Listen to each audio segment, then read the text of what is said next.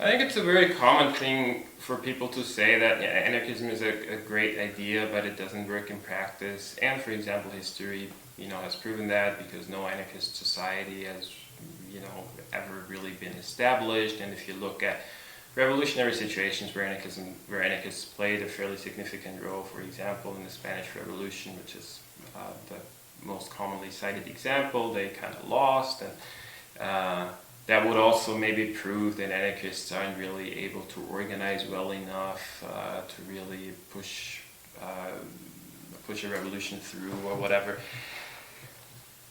I guess the conclusions you draw very much depend on what you expect anarchism to be. If you really expect anarchism to change society to a degree where anarchist ideals are embraced universally, and nation states crumble, and capitalism disappears, and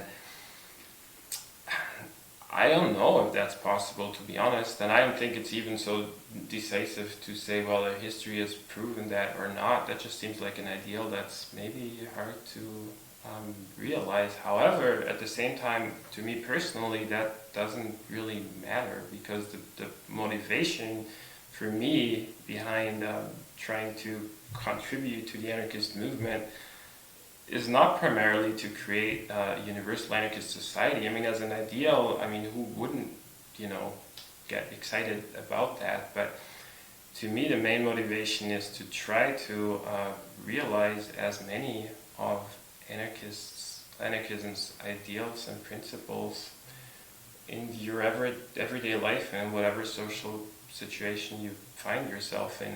And to me, if you look at it that way, then the fact whether anarchists lost some struggles in history or not, that doesn't really matter. The only question that arises from that is, what, kind of went wrong. Like, you have discussions about tactics and strategy and whatnot, so that if maybe a similar situation arises, you can do a better job, and that's obviously great.